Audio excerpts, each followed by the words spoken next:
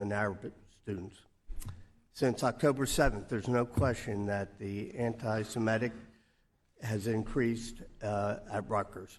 In fact, we had the conversation year over year. It could be as high as 10 times what it was the year before. And you and I have talked about this. In fact, I called you at 6:30 in the morning when I first heard about Rutgers, quote, negotiating to end the encampment. And you picked up the phone, and we've had that continuing conversation. You know, I've spent my life representing workers, protesting. I know it quite well. I'm a firm believer in the First Amendment. But that being said, as I know and many others, there are rules in all types of protests, on college campuses, no matter what the reason is. So, and I participated in protests over my lifetime, and when I crossed the line, I paid the consequences. So what I want to dig in today is, what are those lines? When were they crossed? And how you reacted, how Rutgers reacted. Specifically, the encampment at the New Brunswick campus concerned, it was called Voorhees Mall. So when did you first find out that there was a protest at the mall there?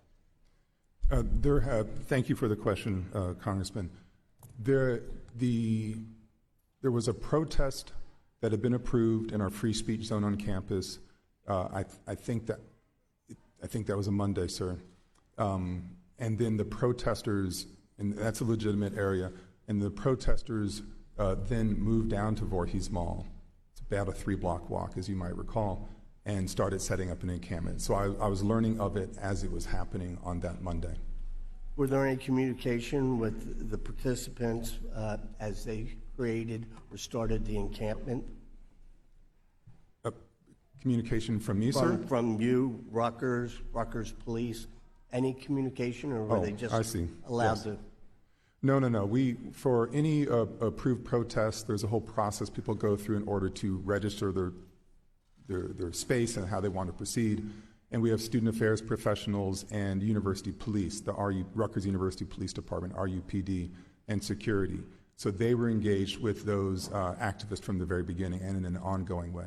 Setting the stage, this was a time of year that most students don't look forward to. It's called finals, obviously some of the most difficult times.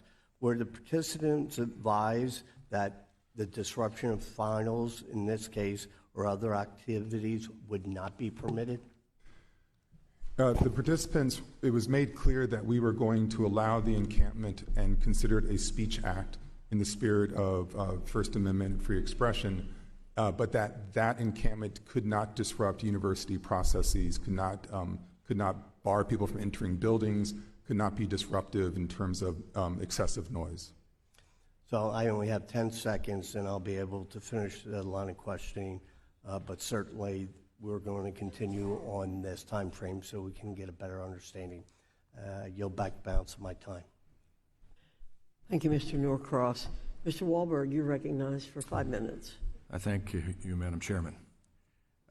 President Schill, your President's Advisory Committee on Preventing Anti-Semitism and Hate recently disbanded after 7 Jewish members of the committee, including its co-chair and a university trustee, resigned in protest of your caving to the encampment's demands. You and your administration had cited the creation of this committee as proof you are working to counter anti-Semitism. But 3 faculty members you appointed to it had objected to the committee's very creation in a letter that downplayed anti-Semitism and defended the phrase "from the river to the sea." At least 2 of them have supported BDS efforts against Israel. Question: why did you believe it was appropriate to appoint faculty members who have defended and made excuses for anti-Semitism and oppressed and opposed the committee's purported mission of combating anti-Semitism? Thank you for your question, Congressman Wahlberg. The number one, I'd like to just address the premise of your question. The 7 members who resigned from the committee resigned for 2 reasons. They were unable to reach consensus about what anti-Semitism was. How could they reach consensus if you have people already having made clear statements that were anti-Semitic? that spoke And- for BDS and said that from the river to the sea is a good statement. And they resigned because they were not consulted with respect to the negotiations. Surprise, they surprise. did not resign. I'm sorry. Let me Go. ask you, will you commit to keeping off those type of members of a committee if you reconstitute this committee as you say you're going to do? I will be appointing to the task force that we are going to create faculty, staff, administrators who I believe are committed to fighting anti-Semitism and as committed to fighting anti-Semitism as I am. We'll be watching. President Schill, one of the advisory committee members, Jessica Weniger, has been a leader of academic boycott efforts against Israel.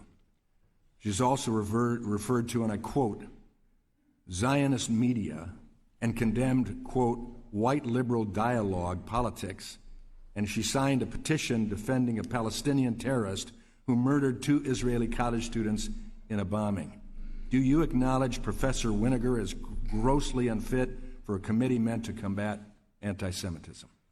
I do not believe in the BDS movement. I am in print against it at my previous university, and I will not be discussing individual faculty members or So their you won't writing. say that a person like her, let's forget her name, but a person with her principles will not be on this commission. I will be appointing people to the committee who are committed to fighting anti-Semitism. Your record isn't that way. You also appointed a leader of Northwestern's Middle Eastern and North African Student Association to the advisory committee, despite the fact that in the days after October 7th, the MENA Student Association released a statement explicitly supporting the terrorist attack, saying this, and I quote, "We resoundingly support Palestinian resistance to over 75 years of Israeli state-sanctioned violence and calling the terrorists killed in the attack martyrs." Do you agree these comments are shocking and beyond the pale? I will not be commenting, and certainly not commenting on any student in what students I think we're hearing that there's no change going to take place at Northwestern University relative to anti-Semitism. How could you possibly appoint a student who supported the October 7th terrorist attack to a committee meant to combat anti-Semitism? I'm not going to comment on the speech of our students or our faculty or our staff. What I will say is that committee was a committee that wasn't just anti-Semitism. We tried to do something which actually turned out to be impossible. We saw that very clearly. Let me just finish this. I think we've heard your response. In March, the advisory committee hosted University of Michigan professor Juan Cole to speak on Islamophobia and, quote, anti-Arab and anti-Palestinian biases. Fine. But Cole has made numerous anti-Semitic statements, including claiming that Israel, quote, was founded on a formal racial supremacist principle that Jews must rule the state. And that, quote, the only thing that Palestinians and their sympathizers can do to make Zionists happy is to bend over and allow themselves to be royally screwed. What kind of committee on anti-Semitism invites an anti-Semite like this to speak? And with that, sadly, I end my questioning. I yield back.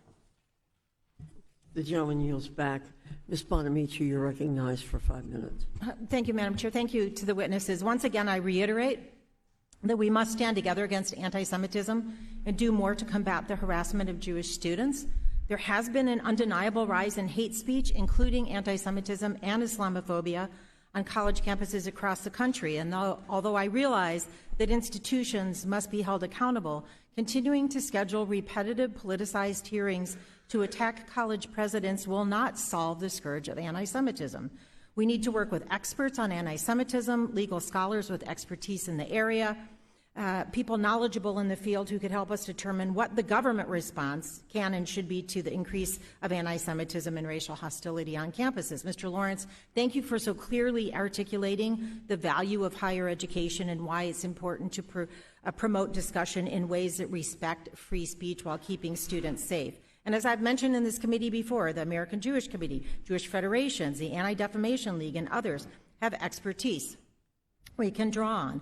And because this is a Title VI issue, let's focus, as Ranking Member Scott and Representative Courtney said, on equipping the Office of Civil Rights with the resources that it needs, rather than cutting their budget, as my colleagues across the aisle have proposed.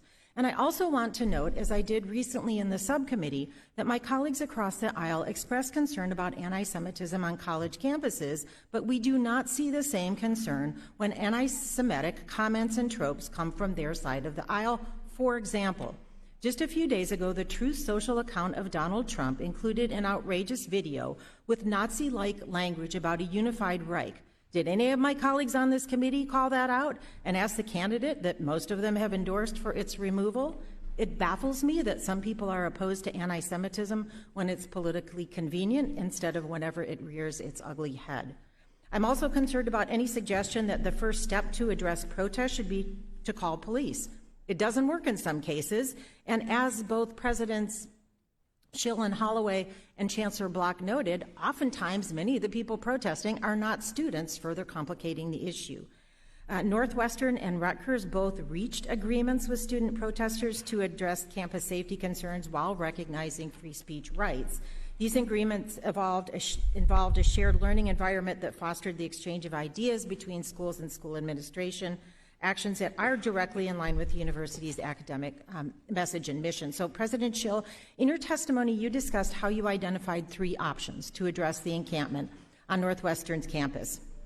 You talked a little bit about why you made the decision you did, and that talking with the students was the best option. But will you explain how the final agreement you reached with student protesters de-escalated activities on campus and how that worked? And did the agreement address rights or protections for Jewish or Israeli students? Thank you, Congresswoman Bonamici. So we looked at this. What we were experiencing with the encampment was a huge increase in anti-Semitic activity. We had things that we hadn't seen before, like complaints of anti-Semitism jumped up. There was a sign of a Mogen David with a slash on it put on Deering Gate. There was a picture of me with horns and blood, as all of you know. That's an anti-Semitic trope. So we made a decision, and it was making our Jewish students feel unsafe. So we made a decision, those tents had to come down. Those tents had to come down. We thought about bringing in the police as an option. That option turned out to be not possible to ensure safety. And my number one objective and mandate, when parents give me their children or lend me their children, I need to keep them safe. And I'm going to do everything I can to keep them safe, and bringing in police because of the size of our police force and the resources would have endangered our police, they would have endangered our students, and they would have endangered our student affairs staff. So then we made the decision to talk to our students, to model the behavior that we want to be engaged in, that dialogue rather than force. And we had a de-escalation. The tents came down right after the agreement was struck. The entire protest is now in conformity with university rules. We also there was nothing in that agreement that, just to be responsive to your full question, that specifically addressed the interests of Jewish students other than getting rid of that encampment, which was making our Jewish students feel unsafe. They couldn't walk through Deering Meadow. They couldn't pass Deering Meadow. They were worried about the outsiders on our campus, and we were worried about the outsiders and the threat that they entailed for our students. I see my time has expired. I yield back. Thank you. Thank you, Ms. Bonamici. Ms. Stefanik, you're recognized for 5 minutes. President Schill, the ADL released its report card for universities' responses to anti-Semitism, and you're aware that Northwestern was the only university whose grade was downgraded, correct? Yes, I am aware of that. And isn't it also true that the Northwestern earned an F for your failure to respond and combat anti-Semitism, and they called for your resignation? Is that correct? I have great respect for the ADL. I'm not asking your respect for the ADL. I'm asking, is it a fact that you earned an F and they called for your resignation? I have great respect for the ADL. I am sad that they gave Northwestern But an it's F. true. You got an F. Yes. Moving on. Let me tell you why you earned an F. I want to discuss what has been referred to as the Deering Meadows Agreement, your unilateral capitulation to the pro-Hamas, anti-Israel, anti-Semitic encampment. But let's talk about what has occurred on this encampment. Isn't it true that a Jewish Northwestern student was assaulted?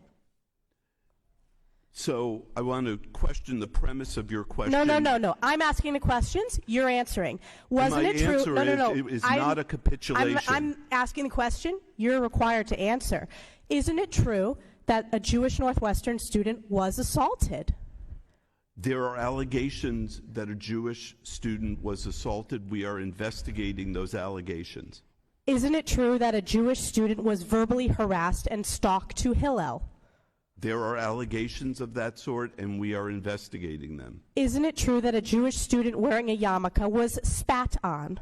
All of these are allegations that are being investigated. How long are these investigations going to occur? Well, if you remember, the encampment was up just a few weeks ago. So we believe at Northwestern in due process.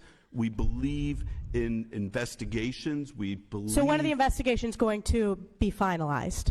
I'm not going to be able to tell you that. They'll be finalized when the Conduct Office and the Title VI Office, which are well on this issue. This is why you've earned an F. Isn't it true that a Jewish student was told to, quote, go back to Germany and get gassed, end quote? I've heard that alleged. Again, it is being investigated. We will investigate any claim of discrimination or harassment. But it is a fact. You said that there have been 0 suspensions, 0 expulsions. Thus far, with lots of investigations on their way. You said something that was very important. You said we did not give in to demands, but the commitments we made as part of the Deering Meadows Agreement. You said the word commitments. Let me talk about those commitments. One of those commitments was funding 2 visiting Palestinian faculty for 2 years. Is that true?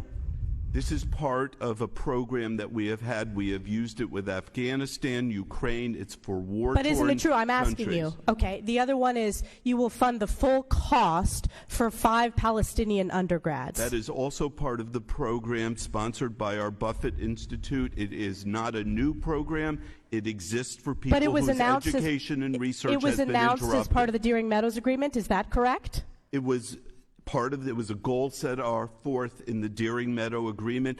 It will also include people from Israel. Who was consulted when you embarked on the Deering Meadows Agreement? Was the President's Advisory Committee on Preventing Anti-Semitism and Hate consulted? That was not within the purview of the Anti-Semitism So they were and not other consulted. forms of hate committee. Was Northwestern's Board of Trustees consulted? The chair of our board was consulted. But not the entire Board of Trustees? Our Board of Trustees has over 120 members. And isn't it a fact that members of the Board of Trustees expressed dissatisfaction with your failure to consult them?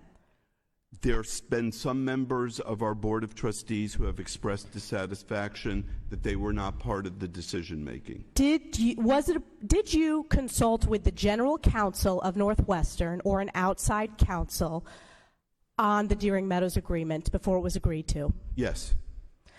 Are you aware that board members asked you this question and you said that you had not consulted? Not the outside counsel. The general counsel of the university was part of my team managing this problem. Did you consult with 2 members of the advisory committee that I referenced previously, the anti-Israel professor Jessica Winiger and the Kellogg professor Noor Katili? Were they consulted on the Deering Meadows Agreement? I consulted with several members, including them, but also including the Hillel director, and also including the Let's chair talk about of the the Hillel committee. director consultation. Isn't it true that you asked the Hillel director whether it was possible to hire an anti-Zionist Hillel, head of Hillel, rabbi? I did not. I absolutely did not. I would never hire anyone based upon their views of being Zionist or anti-Zionist. That is not what I do. That's not what That's a great not according to the university whistleblowers does. that have come forward to this committee. Ms. I can't say Stefanik, your who has time talked has to you or not expired. talked to you, but I can tell you I can assure you the many truth. people have spoke to this committee. Thank you. Mr. Takano, you're recognized for 5 minutes. Thank you, Madam Chair, and thank you to the witnesses for being here today.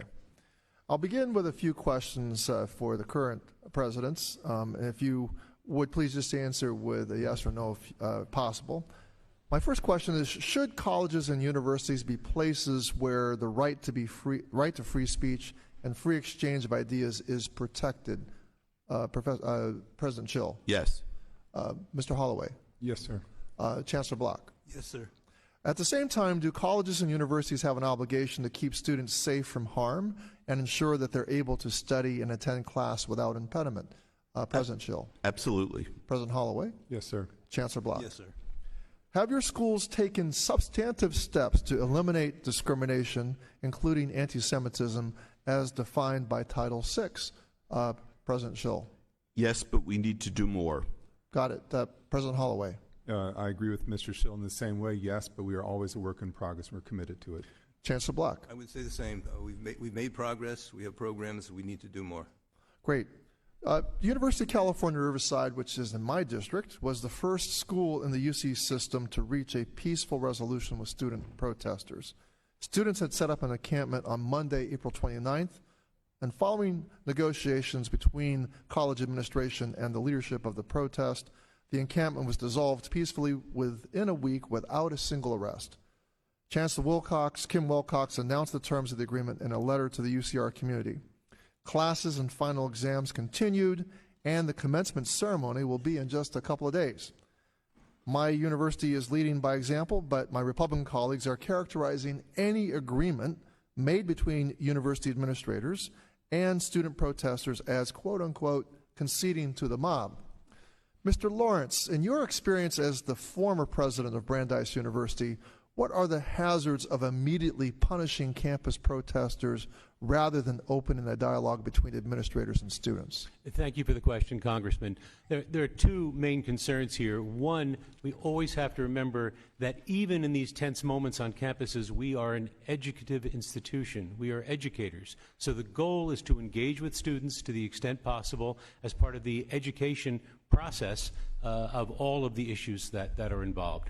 Second, and regarding safety, you're always looking to try to find ways to de-escalate conflict to the extent possible. Understand that sometimes that's not going to be possible, and sometimes there are consequences that have to be pursued down the road. But you don't start that way. You start trying to de-escalate the conflict, and in my experience, reaching out to the students, to all of the stakeholders, and trying to build dialogue first with the administration and the students, and then among and between the students is the best way to reduce conflict. So, Dr. Schill, was the encampment at Northwestern dismantled peacefully? Yes, it was. Were there any arrests?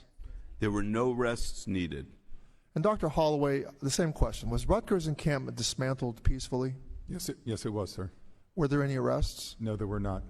And Dr. Schill, did the agreement Northwestern came to with the encamped students, did that agreement remove any rights or protections for Jewish or Israeli students? No, it actually gave them the ability to feel safe on campus because it was no longer there. And Dr. Holloway, did Rutgers' agreement remove any rights or protections for those students? No, sir. There is no diminution of rights and protections for Jewish students. And I will say, looking at the UCR agreement, I do not see that any rights were abridged or removed for Jewish or Israeli students either. Chancellor Block, UCLA is an unfortunate contrast to what happened at Rutgers and Northwestern. Tensions exploded into an incident that lasted several days, led to arrests of many, maybe hundreds of arrests, and put students in the hospital. In hindsight, could you or your administration have done anything differently to prevent things? As Mr. Lawrence said, sometimes it's not possible, but in hindsight, might there have been another approach? Thank you for your question. Always we're going to review all of our incidents and to see whether there was another pathway. We tried very hard to find an off-ramp for student protesters so they could leave the encampment. Wasn't to be. Safety became an issue for the whole community, and we had to ask all the encampment members to leave the encampment. Can you tell me just how much time was actually spent negotiating with the students or dialoguing? I mean, was that possible? Attempt was made first through intermediaries, through faculty, and then eventually our executive vice chancellor and provost actually sat in the encampment and discussed potential solutions, and was unsuccessful. So there was a real attempt for discussion, but unfortunately was not successful. Well, thank you. I yield back, Madam Chair. Thank you, Mr. Takano. Mr. Allen, you're recognized for 5 minutes. Thank you, Madam Chairman. And first, I'd like to ask each one of you, the answer of the day is it's under investigation. What are these students doing while they're being investigated? Are they still attending classes? Are they still demonstrating? Are they still involved in this intolerable behavior on campus? Real quickly, what are they dismissed from the university until the investigation is complete? Tell me what's going on there. Dr. Schill. I can't say for specific students what they're doing, but we are still in session. We begin... Okay, so they're still attending classes, and we don't know if they're still involved in protest and everything else. Dr. Holloway, what about your university? We had a very successful and quiet commencement had a very successful and quiet commencement 2 weeks ago, and students who are under disciplinary review are not on our campus. There's no protest at this time. Dr. Holloway, what are you doing to those students who are under investigation? Was that to me, sir? Or no, I can't see the camera. Dr. Block, Chancellor Block. So during this period of time, students are still attending classes. I should emphasize there is no encampment, and there have been no demonstrations that are problematic. Dr. Block, Section 185 of the California Penal Code outlaws wearing a mask to evade identification and committing a public offense. Why have you not banned the wearing of masks on your campus in accordance with California law? Well, we still apparently are allowed to wear masks for COVID protection, and students continue to wear them. And those are medical masks. Medical masks. Yes. Right. These are not medical masks. So you're allowing this behavior. We've allowed masks on campus, although we have a policy that should be unmasked. But during the time of COVID, we allowed medical masking, and we've continued to allow that. I'll yield to Ms. Stefanik the remainder of my time. President Schill, you said there's been a wide range of discipline. After testifying, there have been 0 suspensions, 0 expulsions, and you said discipline has been meted out. How has discipline been meted out? Discipline has run the gamut. That is the discipline that's already completed. Run the gamut from meetings with student affairs staff at the very lowest level of severity up to disciplinary probation, which means if there is another offense, students will be expelled or suspended. And you testified when I asked about the Deering Meadows Agreement with the visiting Palestinian faculty members.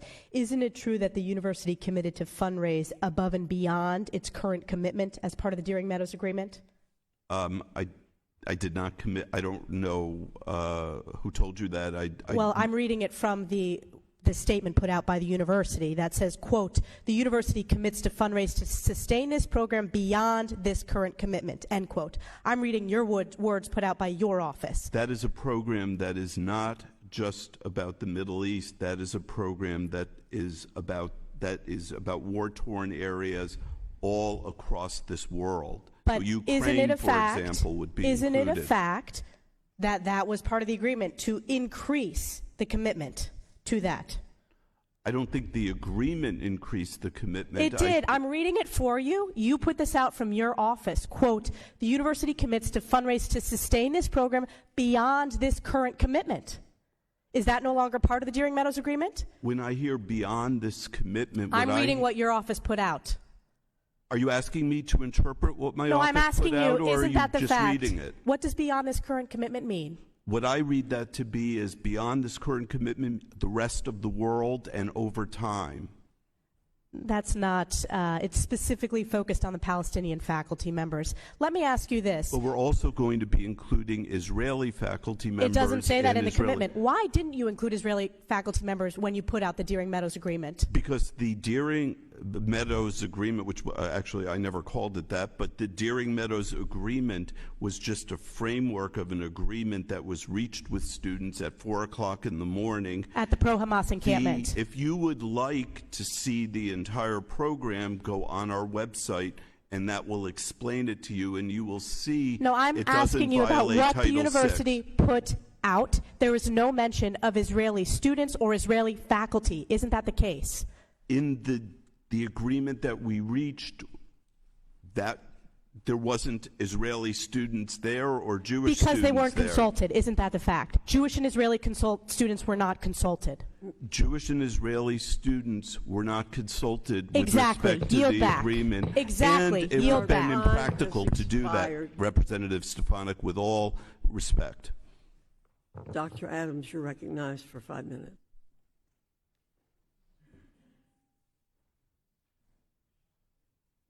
I'm sorry.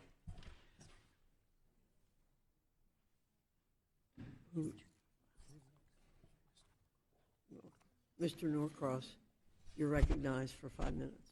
Thank you, Madam Chairwoman. Pick up where we left off, and the premise behind this is we were talking about the encampments or the beginning of protest. You know, what were those lines? When were they crossed, and how you reacted? So just to bring back context and certainly understanding that, you know, since that time you have, and I certainly have met with students, instructional staff, quite frankly, the union of the professors. But one of the issues that comes up and they're bringing to my attention is when the Rutgers Students for Justice in Palestine began to issue fuck finals call, which right in the middle of finals for an emergency protest at 7 a.m. on the 2nd. So obviously this is a heightened from what you suggested was a peaceful protest to something that's going to interfere with the ability of students to either attend their finals, feel threatened. Why didn't you order an immediate removal of the encampments once you learned that the participants were going to try to disrupt the finals? Thank you for the question. On the day of, I woke up probably around 6:15, and that's when I discovered the Instagram post that you're referencing, sent out by SJP. Within minutes, I was in touch with my leadership team, and I would say roughly by 6:30, we were all on a Zoom talking about the situation. It was at that time that I said that the encampment had to go down. This is a wild violation of, across the line, to use your language, sir, a wild violation, and we decided then to take the encampment down. In order to do so, in talking with the chief of police at Rutgers, he said that the process would take a few hours to make sure there were a sufficient number of police there that it could be done safely. So I assume you were in consultation. This is the Rutgers chief of police. Did you consult with your board of governors or with lawyers that you have on staff or others? Our general counsel was in that group that I was referencing. The chief of police was dialed in at all times. We were engaged with him directly. The board of governors, I was in touch with the chair and vice chair, not at 6:30 in the morning, but at a reasonable hour for them to give them a heads up as to what was happening. But is this when the negotiations started with the protesters? The protesters, I discovered that they had sent in a list, I think on Tuesday, sir. This is Thursday that I'm talking about. Sent in a list on Tuesday, and then the chancellor of New Brunswick, who runs that campus on a daily basis, she and my chief of staff talked with 4 representative students on Wednesday, and then the agreement. This is the day before finals began. And the agreement was made then that we will be happy to talk with you, but this encampment cannot be disruptive. It cannot block access. It can't be raising noise. It needs to be silent because we have final exams tomorrow. They agreed to that. And then the next morning we discovered that they had broken that agreement. So the negotiations then were taking place while the encampment was still there. Is that correct? Yes. I mean, yes. So knowing that and the I'll call it the agreement that was reached with the protesters. After that, why did it take so long to remove the encampment, even after the deal was done? The students asked for another meeting on Thursday morning. That's when they learned that I'd already given the order to take the encampment down. And they had hoped that we could have some further conversation on different points. I'm like, well, if you want to talk anything, you've got to agree to have this encampment down. We extended the timeline to 4 o'clock, and that was a matter of public safety, sir. In talking with regular engagement with the Attorney General of the state of New Jersey, when we sent out a request for mutual aid, they needed more time to make sure there were proper police there, proper amount of police. We had 125 police mustered, ready to go by early afternoon. I think I heard you say you spoke with the Attorney General? Yes, sir. And why was he brought into this? As I discovered, sir, that when I did not know it at the time, when police asked for mutual aid in the state of New Jersey and they asked for more assistance, that request ultimately lands with the Attorney General's office, sir. And what was his reaction or suggestion that you do? Take it down immediately, wait, go? He wanted to make sure that we had given, since we had allowed them to be there as a speech act, he wanted to make sure we would give them proper notice to that they were now in trespass, and then allow time to disperse. So the Attorney General said, wait till we tell them they're trespassing? Okay. I yield back the balance of my time. Thank you. I'm going to say to the members, when I start hitting the gavel, I want to be respectful to the witnesses answering questions, but if I hit the gavel, no more questions, okay? Thank you. Mr. Banks, you're recognized. President Schill, have you had any conversations over the last year about leaving the Big Ten Conference? No. Leaving the Big Ten Conference? No consideration, No, we're proud to be in the Big Ten Conference. We're proud of our football team, and we're proud of being a charter member of the Big Ten. Fully committed to remaining in the Big Ten Conference. We are fully committed to remaining in the Big Ten Conference. Last year, you fired the popular football coach, Coach Fitzgerald, after allegations of hazing in the locker room. You hired a law firm. You spent hundreds of thousands of dollars to do that.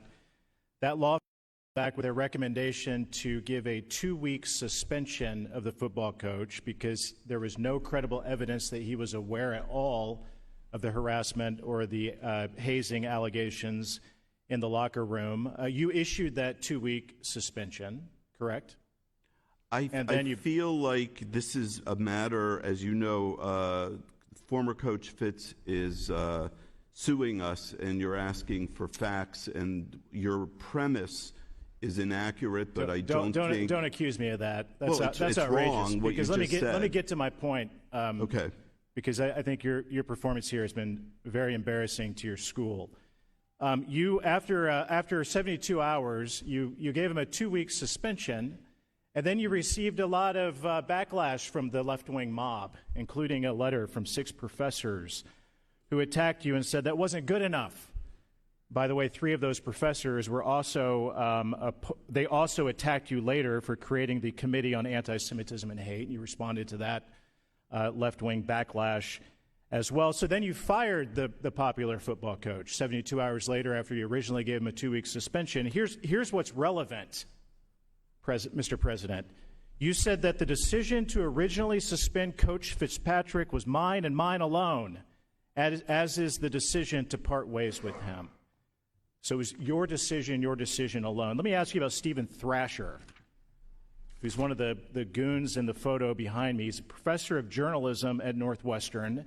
He and several of your faculty members locked arms. They scuffled with police officers, blocked the police officers on your campus from doing their job. Do they continue to teach students at Northwestern University after this embarrassing incident? So I will not comment on individual faculty members, President, nor on matters... Is it your decision and your decision alone to allow those professors to continue to teach students on your campus? We believe in due process, at Northwestern University. You believe in due We will process follow- except for the decision that you made about Coach Fitzgerald. We followed the contract. Have That your was cake and eat it, process. too. We had an investigation, but I'm not going to go on and on about that. Is it okay for faculty members at Northwestern University to scuffle with police officers, to lock arms and prevent police officers from doing their job? You said in your opening statements that this encampment was responsible for anti-Semitic behavior that made Jewish students feel unsafe to go to class. Is it okay for faculty members? Is it okay? Do they get away with that at Northwestern University? I am not going to comment on ongoing investigations and faculty personnel matters. There is a rule at the university that is confidential. That those faculty members would continue to have a job. Thrasher, by the way, is something of a professional prognosticator. In fact, he went to Columbia University to participate in their encampment, and you pay his bills. You're responsible for Stephen Thrasher's activities, which is really, really crazy. Let me ask you this. Are the Houthis and is Hamas a terrorist organization? Everything I know suggested that Hamas is a terrorist organization. Is it okay for professors or faculty members at Northwestern University to praise Hamas or the Houthis? Hamas, by the way, responsible for the attacks on October 7 that killed over 1,000 Jews and Israelis on a very terrible, dark day in Israel. Is it okay for your faculty members to praise Hamas and the Houthis? And are you saying okay, meaning is it something that I would do, or are you saying okay? Do you allow your professors and your faculty members to do that? Our professors and our faculty members have all of the rights of free speech. I'd like to submit these statements for the record, Madam Chair, of faculty members at Northwestern who have praised Hamas and the Houthis. And, by the way, is it okay for faculty members, teachers, to tell their students to go to the encampments or coerce them, push them toward that type of political behavior, to go participate and lock arms with the encampments and maybe tie their grades to that or make them feel like that's something that they should participate with? May I answer, Chair? You may answer. Thank you. Our faculty members, no one at our school may engage in discriminatory, harassing, or intimidating behavior. Madam Chair, I want to submit this for the record as well, these comments. $4 billion have gone to your university. We shouldn't give you another taxpayer dollar for the joke that your university has become under your leadership. Time has expired. Without objection, your material will be submitted for the record. Ms. Jayapal, you're recognized for 5 minutes. Thank you, Madam Chair. Free speech and the right to protest are foundational to our democracy, and upholding these rights without allowing them to be twisted into weapons of hate is no easy task. And nowhere, perhaps, is it more difficult than on college campuses, places that help students to think, to engage, to broaden their mindsets, and to express their ideas without violence or intimidation. Anti-Semitism, Islamophobia, anti-AAPI hate, LGBTQIA hate, and indeed all forms of hatred have no place in our society, including on college campuses.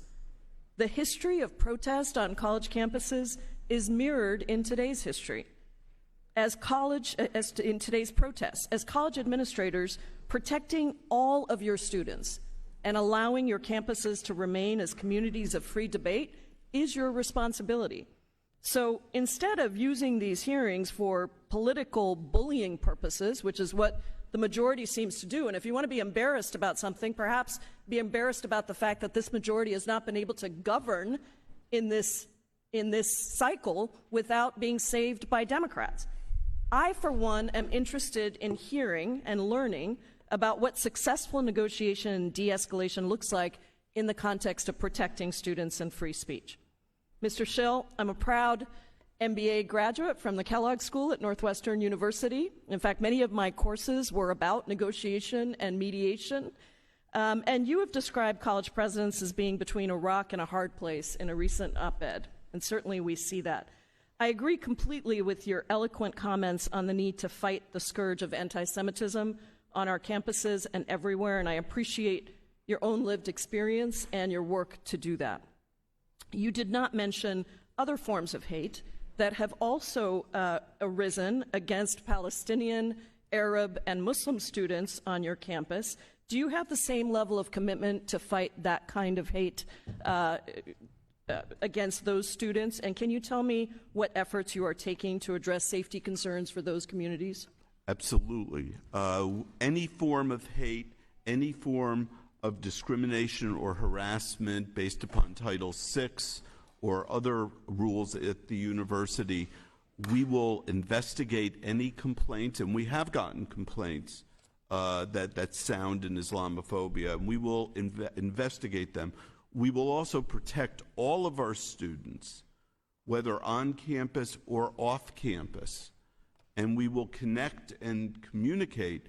I had a dinner for 45 Jewish kids, and I asked them about what they needed. I had a dinner for Islamic students and asked them what they needed. We are a university. These are all of our students.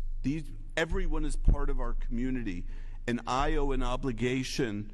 My number one obligation is public safety and is their safety, because if you don't feel safe, you cannot learn. And that's what Northwestern does better than any other university. As you know, because you're an alumna, it teaches and it does research and it creates an environment for learning. Thank you. You commented some on this, but I wanted to know if you had more to say about the options and the outcomes that you considered before choosing negotiation. You were actually successful in ending your college's encampment by peacefully negotiating with the protesters. Did you have anything you wanted to add about what you were considering as you decided to take that course of negotiation? So, as I said, we had to get the encampment down. We needed to, the police solution was not, number one, not going to be available to us to keep people safe, but also may not be the wise solution, as we've seen at some other universities around the country. So we found, and we were fortunate to have students who were willing to negotiate and were willing to give up their demands that they came into us for. Their number one demand was divestment. We said no. We said absolutely not. We said nothing that singles out Israel. And then we said, let's think about what will make the university stronger, what will be important for your community. And then we came to this agreement over time, hearing what their needs are. And I would do that. I would listen to the needs of any community. And I have to say, most of these things, we had already been in communication with our Muslim students. For example, the House for Muslim Students and MENA students, that was already in conversation for a year. They had no place to pray. They had no place to eat and celebrate Ramadan. So that was something that we accord to our Jewish students, to our Catholic students, to our Lutheran students. So we want to meet the needs of our students where they are. And that's what the agreement ended up being. I really appreciate your focus on negotiation and a peaceful resolution and protecting all students. Thank you, President Schill. I yield back, Madam Chair. Thank you, Ms. Jayapal. Mr. Owens, you're recognized for 5 minutes.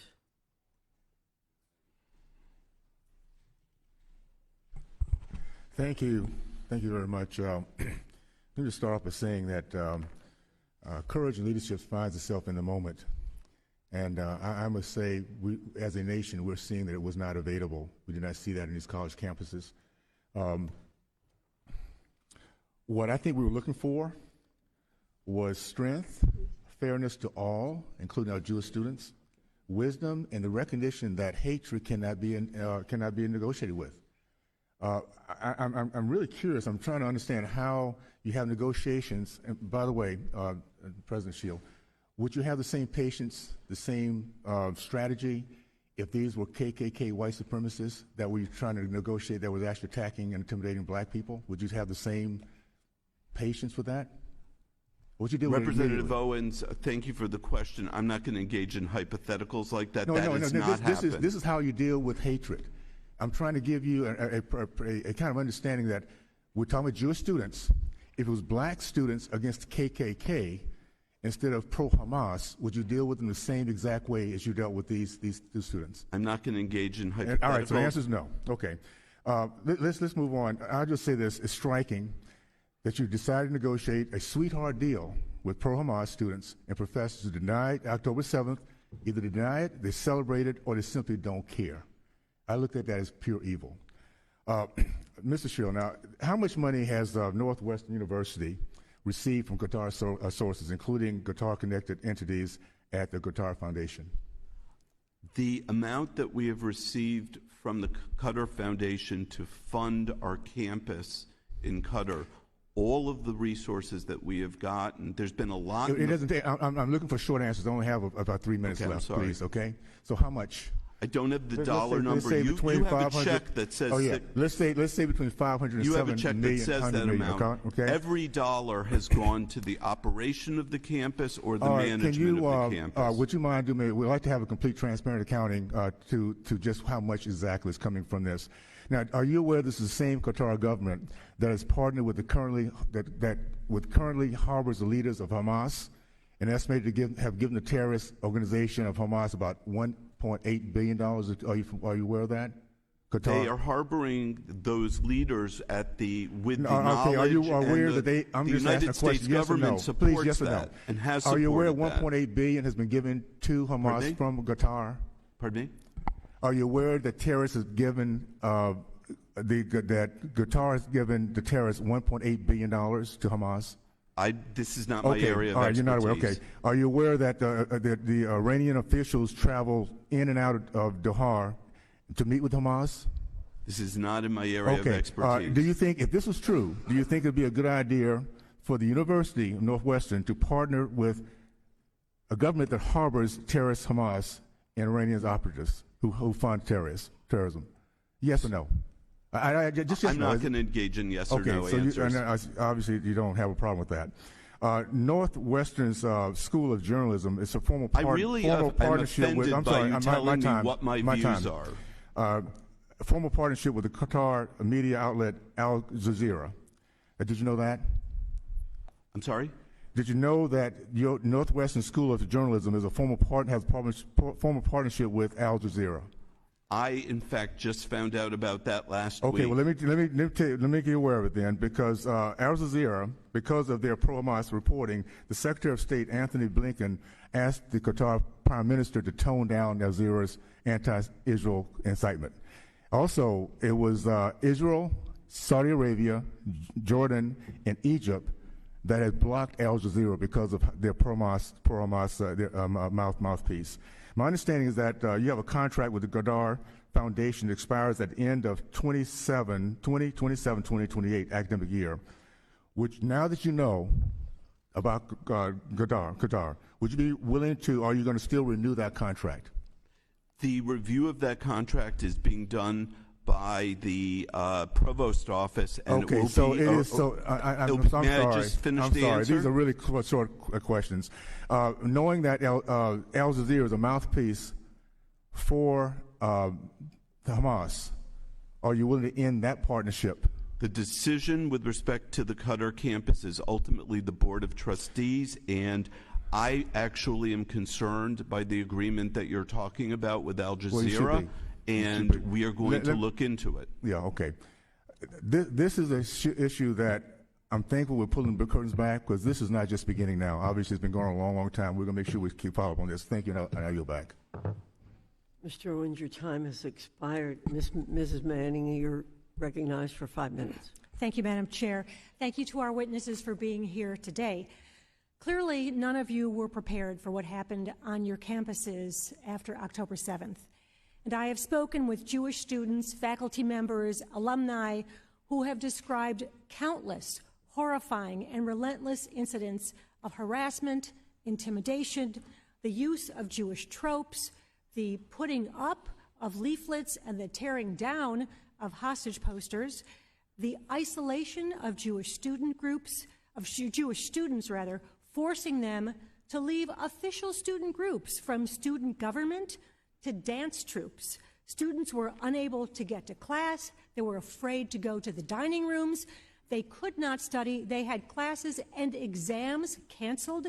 What has been described to me has been nothing short of the normalization of anti-Semitism on your campuses. But this normalization of anti-Semitism did not start on October 7th.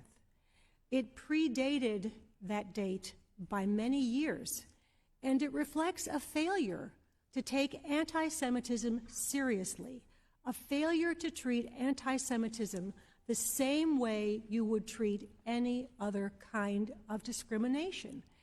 It has been fostered by years of teaching a one-sided anti-Israel view by many of your professors and by a demonization of Zionism, which is the centuries-old quest by the Jewish people to return to their ancestral homeland and control their own destiny. President Schill, why hasn't Northwestern taken serious steps to address the normalization of anti-Semitism and anti-Zionist teachings on your campus long before October 7th? So thank you for the question, Congresswoman Manning. I believe we are taking steps. I believe you are absolutely right. None of us were prepared for what we saw on after October 7th, and you have my commitment that we will do what is necessary to combat anti-Semitism, but we will also do what is necessary to educate our students in the evils of anti-Semitism as well as the roots of anti-Semitism. And it's a shame that this disaster finally brought a recognition that that kind of education is necessary. I know you had an anti-Semitism task force. It had no experts on anti-Semitism on the task force. Will you commit to putting together a task force that has experts on anti-Semitism? It actually did. We did have a faculty member who was a consultant to the Holocaust Museum, so we did have someone on the committee there. But we will definitely have people who are knowledgeable and who are aware of anti-Semitism. And will you commit to training not just students but also your faculty members on what anti-Semitism is and the dangers that it presents, not just to Jewish students but to the foundations of our democracy? I believe that's a good idea.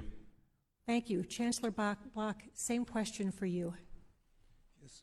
So we admit that this is a challenge. And it's been a challenge. I have emails dating back to 2014 from dedicated alumni who tried to alert you of the growing problem with anti-Semitism that was growing on your campus. So we responded. We've tried to respond with education and obviously with enforcement where there are complaints about specific anti-Semitic events.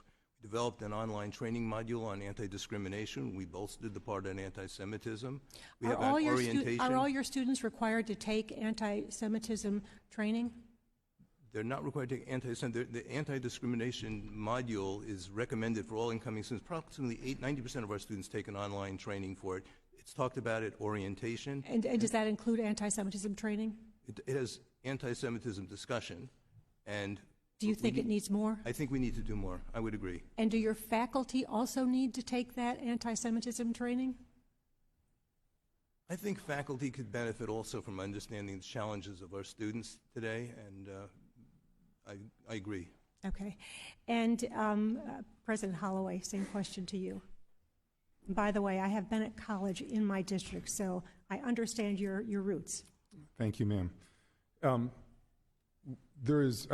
I want to say from the beginning that we are living in an age of heightened discrimination and anti-Semitism. Absolutely. The campuses are no different from the rest of the country, and any expression of it, I think, is absolutely horrible. What I also want to say is that we address every instance that's brought to our attention of discriminatory behavior, including anti-Semitism. Thank you. My time has expired. I yield back. Thank you, Ms. Manning. Mr. Good, you're recognized for 5 minutes. Thank you, Madam Chairman. President Holloway, the Rutgers Newark campus hosts a think tank called the Center for Security, Race, and Rights, or CSRR. In just the past week, CSRR, which astonishingly is 50% funded by your chancellor's discretionary budget, and their director's $232,000 salary, of course, is paid for by the university, Well, again, in just the past week, CSRR, again, a so-called think tank called the Center for Security, Race, and Rights, has exposed its anti-Semitic agenda. In a post on X, CSRR called Israel's government, quote, genocidal. Do you think Israel's government's genocidal? Sir, I don't have an opinion on Israel's in terms of that phrase. You do sir. not have an opinion as to whether or not Israel's government's genocidal? No, sir. I think Israel has a right to exist and to protect itself. Do you think Israel's government's genocidal? I think Israel has a right to exist and to protect itself, sir. But you will not say that Israel's government's not genocidal. You can't say that. Sir, I believe in the government's right to this. The you can't be right that to surprised by the topic of the discussion today, and you can't say that Israel's government is not genocidal. That's interesting. Another CSR post said the Biden administration's shift on Israel is a gain that can and must be built on, meaning the Biden administration's betrayal of Israel. Another post from the center said the real threat to American Jews comes not from students, but from MAGA Republicans who are shouting about anti-Semitism the loudest. Do you agree with this? Again, Rutgers-funded think tank, half funded by your chancellor's discretionary budget. Director has a $232,000 salary funded by Rutgers. Do you agree that MAGA Republicans are a threat to American Jews? Sir, these statements that you're reading, I find all deeply troubling and unsettling, sir. Okay, this would start with a yes or no. Do you think that MAGA Republicans are a threat to American Jews? I'm not in a position to answer that question, sir. Are you in a position to answer any questions? Yes, I am. Do you have an opinion on anything on this subject that's at hand today? I mean, what does that mean? Do you think that anti-Israel political advocacy is an appropriate use of taxpayer dollars by a public university like Rutgers? I think at a public university we have to abide by the First Amendment and be a place so for... should Rutgers fund anti-Israel political advocacy? Sir, we should not be funding anti-Israel advocacy, no. Okay, that's good to hear. On the 20th anniversary of September 11, CSRR sponsored an event featuring a speaker who was convicted in 2006 for material support of a terrorist group, the Palestinian Islamic Jihad. His name is Sami al-Arian, and he pled guilty to several charges. The event was designed to so-called challenge the narrative surrounding 9/11 and how 9/11 supposedly legitimized a war on terror and other imperialist wars and interventions. I should note that 750 New Jerseyans died on 9/11. They were murdered on 9/11. So do you think it's acceptable for New Jersey State University to sponsor an event about 9/11 with a speech by a convicted terrorist conspirator? I learned about that person's involvement. I don't support that person's ideas in the least. I think they're wildly offensive. I also, well, that's all. I'll just stop there, sir. I'm sorry? I was ending my question. Yeah, well, you were president at that time. Did you do anything about this event taking place on your campus or to prevent future events like this from taking place? Did you ask me if I would prevent that from happening, sir? Is that what you said? Again, do you think it's okay for New Jersey State University Rutgers to sponsor an event about 9/11 with a speech by a convicted terrorist conspirator? You said no, you did not think so. That's correct, sir. So did you do anything about it when you learned about it? You were president at the time.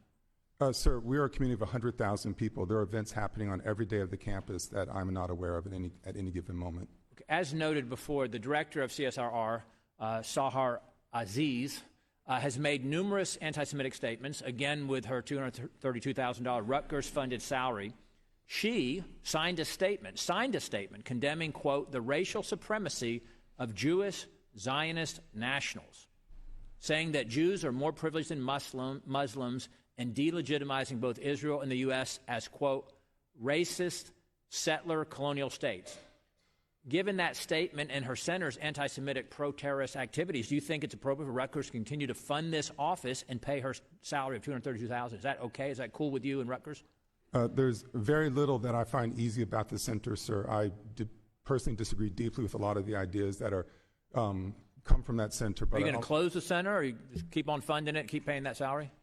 I have no plans to close the center, sir. I'm not surprised. Thank you, Madam Chair, and I yield back. Thank you, Mr. Good. Ms. Wild, you're recognized for 5 minutes. Thank you, Madam Chair. President Holloway, just as an incidental matter, as ranking member of the House Ethics Committee, I want to thank you for your early service to that committee. I hope it was a valuable experience for you. While I understand that free speech is a critical tenet of our democracy, I think we all agree on that, I do worry about whether the campus protests we've seen this year veer into hate speech. Thankfully, the protests on the campuses in my district, Pennsylvania 7, which hosts a number of wonderful schools like Lehigh University, Muhlenberg College, Lafayette College, and so forth, the protests have been peaceful and respectful, and I'm deeply appreciative of our students for that. Let me also say that I commend the restraint shown by some of you in not creating a police state on your campuses. There is a fine line between law and order and oppression of the right to protest. And that's a really fine line, and I respect the very difficult job you've all had this year. As a Jewish mother of 2 young adults, I have to say that I am deeply saddened and dismayed by the increased evidence of anti-Semitism across our country and around the world. And much as I truly believe that college is a place where young people learn to think critically, I also have some concerns about whether students are getting enough guidance on this issue from administrations. So I want to start, President Schill. 7 members of your advisory committee on preventing anti-Semitism and hate, including the co-chair, resigned after the university brokered an agreement with encampment organizers. In a follow-up statement, the university claimed that the committee's charge and its work remain incredibly important to our community. Our commitment to protecting Jewish students, faculty, and staff is unwavering. My question is, why did Northwestern fail to consult with that committee before yielding to the demands of the protesters? That was never in the purview of that committee. That committee was designed to assess the extent of anti-Semitism on campus and then to propose educational and other ways to deal with it. It wasn't to deal with an existing encampment. And quite honestly, there were, I believe, 16 members, 17 members, most of whom didn't have expertise in this area. And, you know, there is a limit to how many people one can consult when one is talking to students around the clock. I understand that there's a limitation on time and that kind of thing, but it seems to me that you had a ready-made committee that could have been asked to weigh in on this, and obviously 7 of the members of that committee felt the same because they stepped down. Have you taken steps to replace those faculty and staff members? So we are going to constitute a task force, and that task force is going to be designed to come up with new strategies to combat anti-Semitism. What we're going to do is ask that committee to look at the wisdom of other anti-Semitism committees around the country. Indeed, this committee wrote a report last, I think 2 weeks ago, in which it summarized the Harvard Anti-Semitism Committee, and I will be asking them to look at the recommendations. I hope that you will consult with that task force or committee in the future when you've got this kind of situation. I've got limited time, and I do want to ask, and this can be to any of you, hopefully all of you, with short answers. As we are looking forward to the fall semester, obviously we have the potential for ongoing challenges in this regard with respect to campus protests and encampments and potential violence. What are your administrations doing now or planning to do over the summer to prepare for the next school year? Why don't we start with you, Chancellor Block? Yes, so, I will not be there this fall, but I would seriously recommend that during our orientation this coming summer, we spend extra time discussing these issues about respectful protest, time, place, and manner, and we make sure that our students are prepared for what the rules are with regard to Mr. Lawrence? appropriate protest.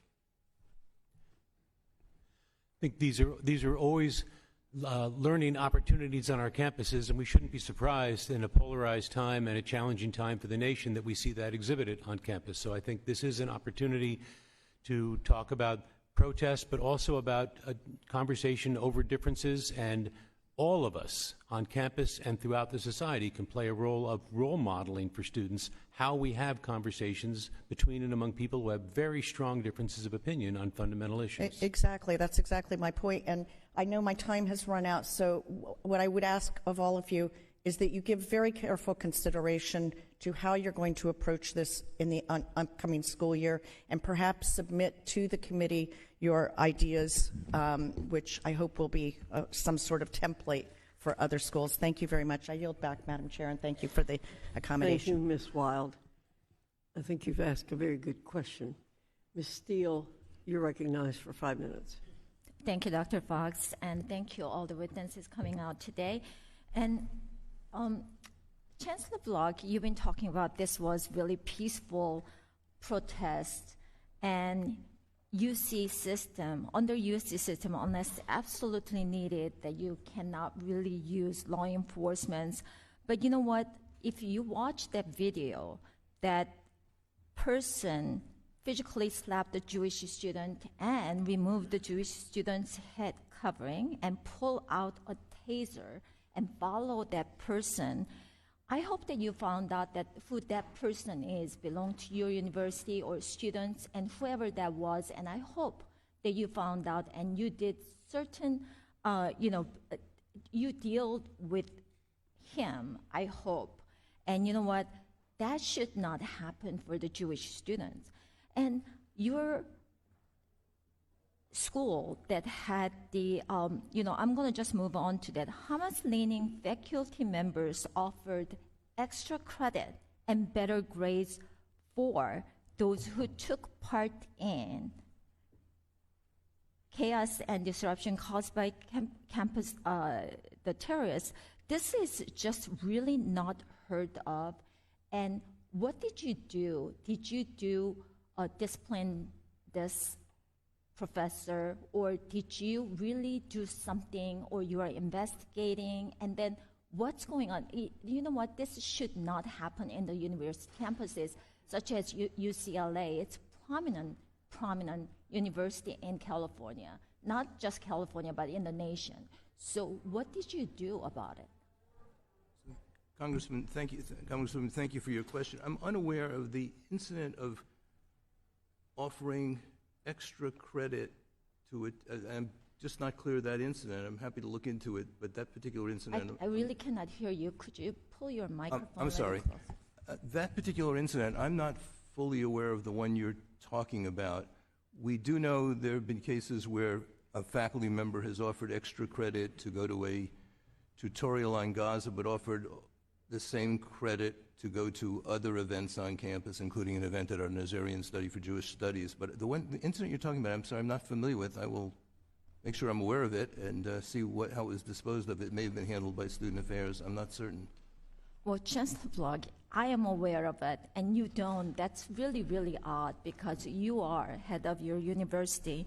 And then, you know what? Anti-Semitism class is not mandatory, but I have a little problem with your syllabus, your school syllabus here, that on March 27th, an activist gave a mandatory lecture to your first year UCLA medical student. It's part of the mandatory structure racism and health equity class. During this lecture, the medical students, the lecturer led the students in a free Palestine chant and demanded the students kneel down and keep repeating for Mama Earth, the prayer. And when you do mandatory, why medical students required to stand up and chant free Palestine in a mandatory lecture? And some faculty have called for a course to be suspended and investigated. So have you opened an investigation and committed to an investigation today? So we've undertaken fact-finding to find out exactly what happened at that class. I'm not familiar with the exact details, actually, through our Office of Compliance. And I do believe that the School of Medicine is re-looking over its first-year program generally to look at, the faculty committee is looking at the course content of the first-year program, of which this was part of. So There's a review of the first-year program that I understand, and we are actually now trying to confirm the facts of what has been claimed during that course. How are you going to fix that? It's never going to happen again, though.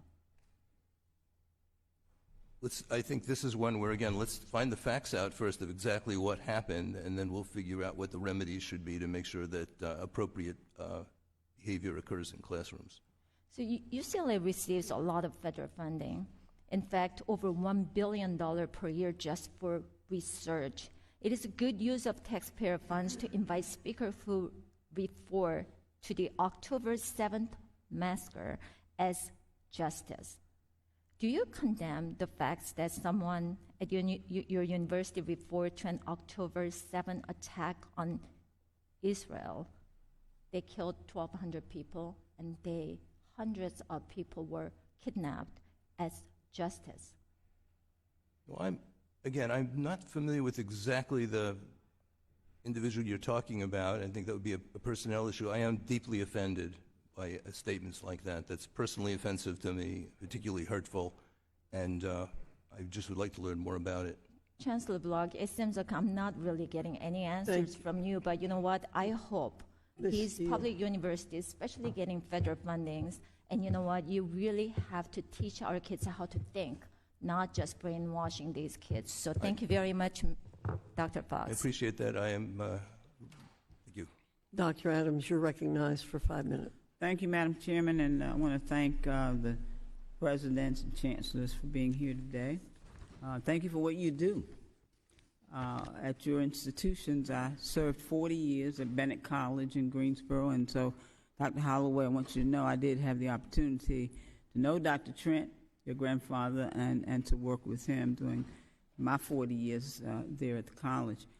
Let me just say for the record that I am certainly opposed to any unsafe conditions on campuses, anti-Semitism, hatred, bigotry. All of those things, in my opinion, are